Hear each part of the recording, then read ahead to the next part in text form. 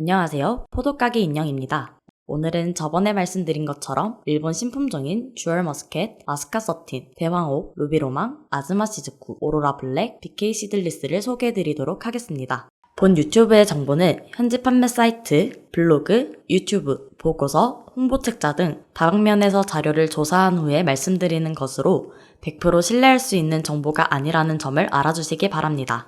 아직 국내에서 확실히 재배 실험을 하여야 하며 섣부르게 품종을 선택하셔서 피해를 보지 않으시기를 바라며 제작되었습니다.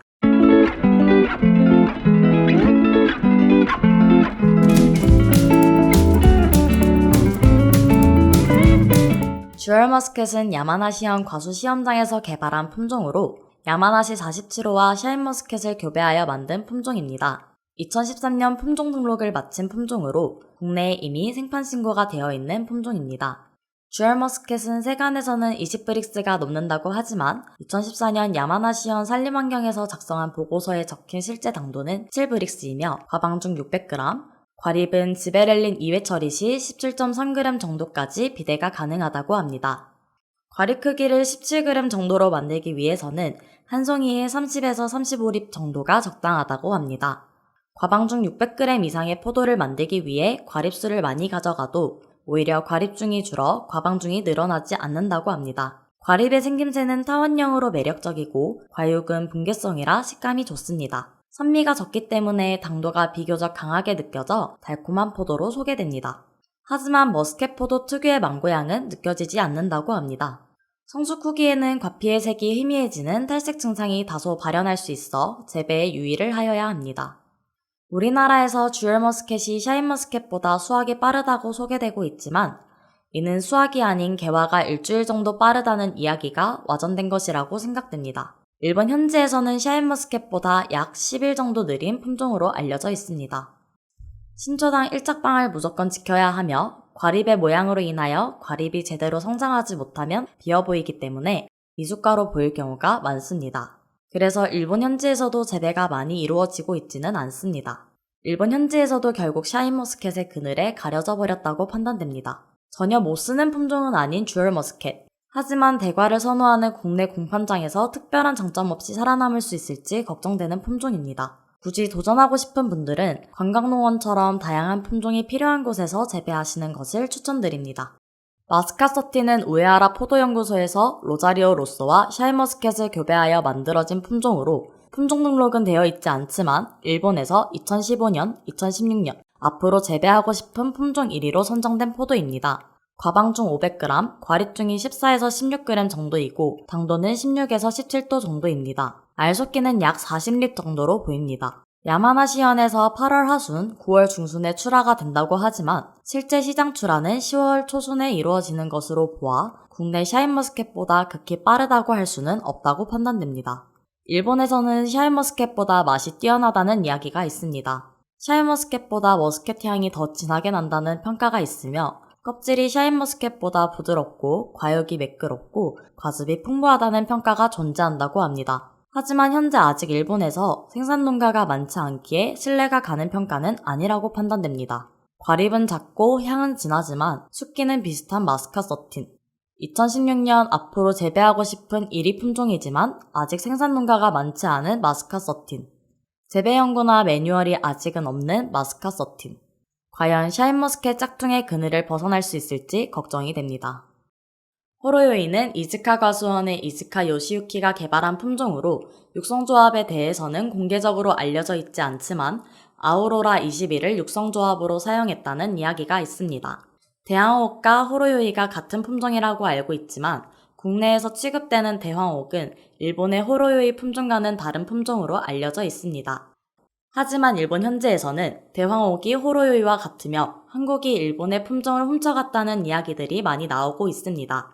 또한 일본 취재진에서 취재한 결과 대황옥은 중국을 거쳐 국내로 들어왔다고 합니다. 과연 대황옥이 호로요이와 같은 품종이 확실한가라는 의구심과 2017년 야마시타코지에 올라온 호로요이는 일본 취재진이 취재한 대황옥과 서로 다른 포도라고 할 정도로 착색, 공동화 현상, 과방의 크기가 상이하게 보여집니다. 일본 현지에서 대황옥과 호로요이 두 품종 모두 품종 등록이나 생판 신고가 된 내역이 존재하지 않는 것으로 보아 충분히 의심스러운 정황이라 생각됩니다. 대화옥은 9월 하순, 10월 초순에 수확이 되는 품종으로 국내에서 재배되는 대화옥은 착색이 전혀 되지 않고 청포도에 가까운 황색포도로 생산되고 있습니다. 2020년부터 루비로만과 함께 대가리포도로 선풍적인 인기를 끌었으나 루비로만과 함께 당도가 크게 높지 않고 탄력과 열과 떫은 맛으로 인하여 재배가 어렵고 착과량 조절을 하지 않으면 당이 오르지 않는다는 단점 때문에 결국 빨리 캐내는 것이 돈을 버는 것이라는 말까지 듣고 있습니다. 일부 재배에 성공한 농가에서 백화점 납품을 했었지만 이마저도 강한 떫은 맛으로 인해 1차 납품 외에 추가 납품이 이루어지지 않았다고 합니다. 대황옥은 수세가 강한 품종이라 재배 관리 시 유의를 하셔야 합니다. 보통 수세가 강한 유럽종 포도들에서 잘못된 재배 방법으로 떫은 맛이 난다고는 하지만 대황옥은 확실한 육종 내력을 알 수 없어 마땅한 대책 방안이 없는 상황입니다. 노홍만 많고 정보는 적은 대황옥. 재배가 잘 된다면 장땡이지만 그마저도 기대하기 힘든 품종으로 판단됩니다. 루비로망은 이시카와 현에서 후지미노리를 파종하여 얻은 2007년에 품종 등록된 포도입니다. 이시카와 현의 전략 작물로서 지역 브랜드화 시킨 포도로 적은 출하량을 보완하기 위해 높은 가격대를 형성시킨 지역 브랜드화 품종입니다. 우리나라에서는 2021년부터 이름을 알리기 시작했으며 사람들에게 세계에서 가장 비싼 포도라는 프레임으로 많은 관심이 쏟아진 품종입니다. 일본 현지에서 당도는 약 16도, 과립중 30g 이상, 과방중 700g을 목표로 하고 있으나 실제로는 어림도 없어 일본 현지에서 루비로망은 총 5가지 등급으로 구분하여 판매하는데 과립중 30g에 과방중 700g이 넘어가는 프리미엄, 과립중 30g에 과방이 이쁜 특수지, 과립중 20g에 과방이 이쁜 특수, 과립중 30g이 넘어가는 수지, 과립중이 20g 나가는 수 등급으로 나누고 무에카에 실패한 것은 씨앗 스티커가 붙어 나갑니다. 대단히 재배하기 힘든 품종으로 판단됩니다. 프리미엄 등급은 경매로 대부분 판매되었다고 하나 2021년에 3년 만에 2개를 수확하였습니다. 사실 과립중이 30g이 넘는 특수지 등급조차 인터넷에서도 찾기가 거의 불가능합니다. 특수 등급이 현재 150만원에 판매되었다고 하나 다 짜고 치는 고스톱이 아닐까 생각이 됩니다.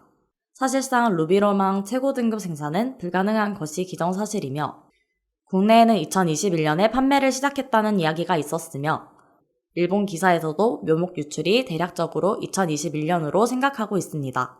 루비로망 동호회에서 유전자 검사를 한 결과 유전자는 일치하였습니다.